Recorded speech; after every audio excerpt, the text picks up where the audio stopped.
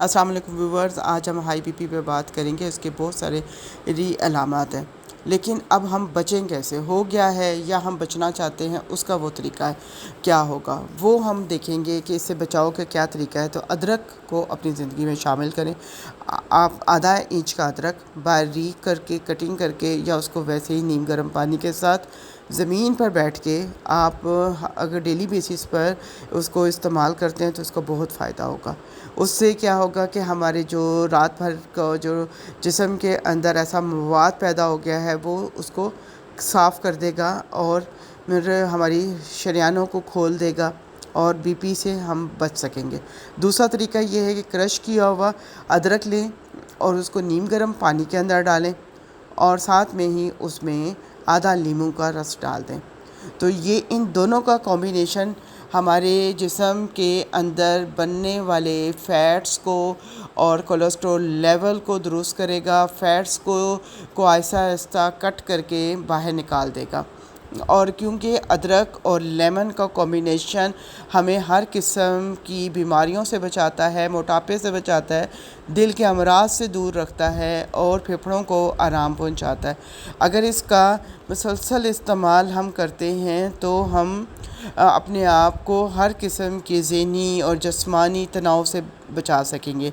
ये निज़ाम हज़म को दुरुस्त करता है, क़ुव्वत मुदाफ़ियत भी पैदा करता है, वज़न को कंट्रोल करता है। अदरक जो है अदरक और नींबू बीपी को कंट्रोल करने के लिए बेहतरीन है। अगर नीम गर्म पानी के साथ लेते हैं तो हमारे जिस्म से फ़ैट्स को निकाल देगा। बीपी एक ऐसा मर्ज़ है जो हर उम्र के लोगों को हो सकता है। बूढ़े, बच्चे, नौजवान, औरतें इसका शिकार हो सकते हैं। तो हमें कोशिश करनी है कि इस साइलेंट किलर से बचना है। तो इसके लिए हमें वो सॉल्यूशन इख्तियार करने हैं जिसकी वजह से हमें इस बीमारी से हम बच सकेंगे। और क्योंकि ये खून की निज़ाम को ख़राब करके नुकसान पहुंचाता है, आँखों की बीनाइयों को कम कर देता है और फालिज का और दिल की कमज़ोरी का भी बायस बनता है। तो इससे बचने के लिए दूसरा नुस्खा जो बहुत ही आज़मूदा, बहुत फ़ायदेमंद है कि अगर आप सब्ज़ इलायची, सौंफ और सफ़ेद ज़ीरा इन दोनों को तीनों को मिला के बारीक पीस लें और उसको आधा चाय का चमचा लेके नीम गर्म पानी के अंदर बना के उसका कहवा बना लेते हैं। तो और उसको सुबह शाम आप उसको खाना खाने के साथ ही अगर पीते हैं तो भी हमें इस मर्ज़ से हमें छुटकारा मिल सकता है। तो कोशिश करें अपनी ज़िंदगी को पॉजिटिव वे में चलाएं और कुछ चीज़ों का इस्तेमाल जो बहुत फ़ायदा है मंद है, मसलन जौ का दलिया, सब्ज़ियों और फलों का इस्तेमाल ज़्यादा करें, बेकरी आइटम से बचें, खुशगवार ज़िंदगी गुजारें, खुशगवार सोच रखें, खुशगवार बातें करें।